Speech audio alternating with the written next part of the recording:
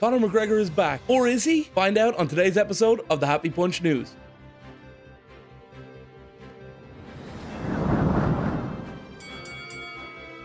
Hello and welcome to the Happy Punch News. I am your host, Donagh Corby, here for your first show of 2024. Happy New Year, everyone. And I want to start by congratulating our new CEO, Alex Lord. I've only been working here briefly, but I know that Alex is one of the hardest workers in the entire scene. He's done so much over the few years that Happy Punch has been around. And I also do want to thank Keemstar for all that he's done over the couple of years. Also, I know that Alex is going to be a big worker. I said it on Twitter in my post. He does the work of 10 men. So let me play you a little bit of Keemstar's announcement and congratulate Alex Lord on his new position as the CEO of Happy Punch. Our graphics designer, Alex Lord, this is him right here. Let me bring it up real quick.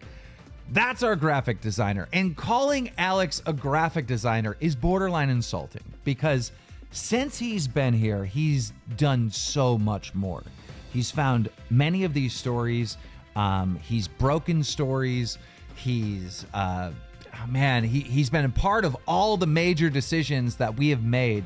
When I'm signing a fighter, when we're bringing on a brand, when we're dropping someone, there's always that call with Alex. Me and Alex talk every single day.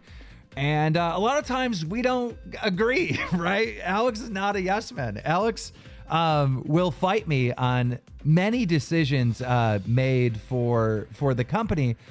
And, some people might see that as a negative thing. I don't. It means that he loves this brand as much as I love this brand. And that's why he's willing to fight for the direction that we go into. All right, now let's get into the news and start with influencer boxing. Bryce Hall, he's fighting Whindersson Nunes, or so he says. He was on Bradley Martin's Raw Talk podcast and discussed how there isn't a great deal of money unless you're fighting the biggest names, and there is no name bigger, perhaps, than Whindersson Nunes. More subscribers on all social media than Logan and Jake Paul put together, more subscribers than KSI, any of these big guys. Whindersson Nunes is, in theory, the biggest name in influencer boxing. Misfits, of course, have a big card coming up next month in Brazil, which is still looking for a headliner. I know they've got a big fight between Gabriel Silva and Anthony Taylor for the light heavyweight title, but as for a main eventer, Anderson Silva not confirmed yet, Jose Aldo not confirmed yet, none of these guys. So is Whindersson Nunes going to be the big draw that makes this a huge show in Brazil? Well, let's hear what Bryce had to say about why he's talking about fighting Whindersson. I mean, Logan Paul said it. There's no money in the fights anymore unless you're doing something like crazy. Like in all like the smaller fights. Like a massive card. In like his card versus whatever. Yeah, like you need to be on a KSI card. You need to be fighting like a KSI. That's why I'm fighting Whindersson Nunes. Yo. Are you going to actually fight him? I would. We're talking with Mams. I think I just leaked that actually, yeah. On accident right there. You're like, what do you guys reckon? Tell me in the comments below. Do you think Bryce Hall versus Whindersson Nunes is an exciting fight? I know that Bryce does not love making that 165-pound weight cut, but he's going to have to because Whindersson looked pretty blown up in his 2 fights in the Kingpin tournament. I think it's a great fight.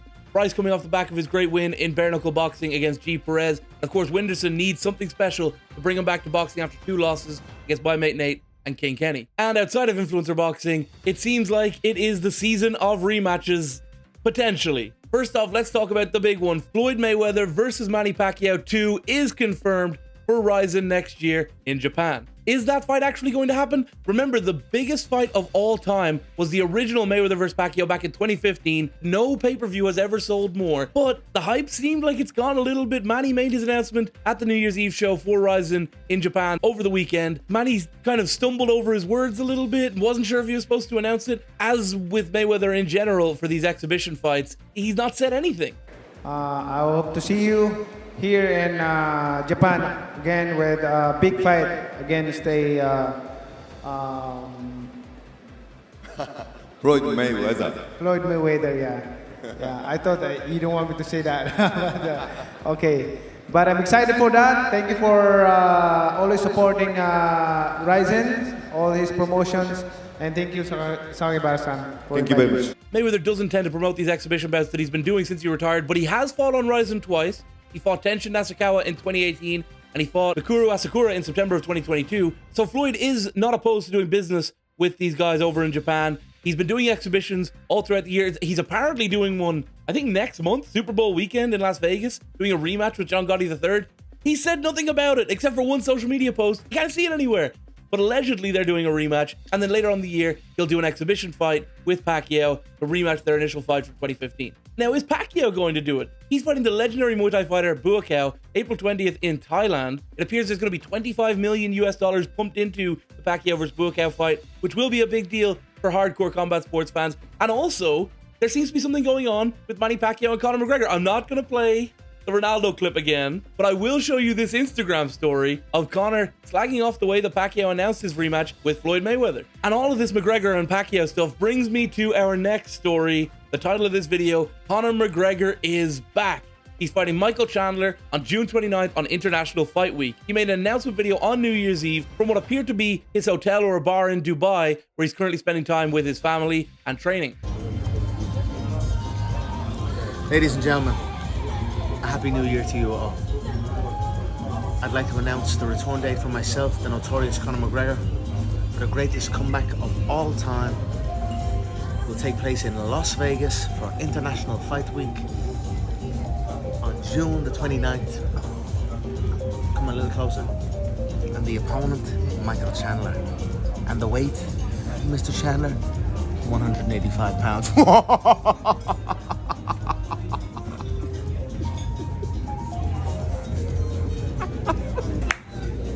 Now, there's one part of the video that is confusing people when Conor jokes about the 185-pound weight limit at which they'll be fighting. Of course, everybody knows Conor and Chandler are both famously lightweights. They're both world champions at lightweight. Chandler in Bellator, McGregor in the UFC, and Conor's fought at welterweight more recently. Chandler fought at welterweight, I think, at the start of his career, but he's a smaller guy even than Conor. So you wonder, how are they going to get up to 185 pounds? Is he trolling with the middleweight thing? Because everyone remembers this famous clip from The Ultimate Fighter. If I told you what weight it's going to be, 185. You want to do 185? I'll do 185. You'll do what you're told.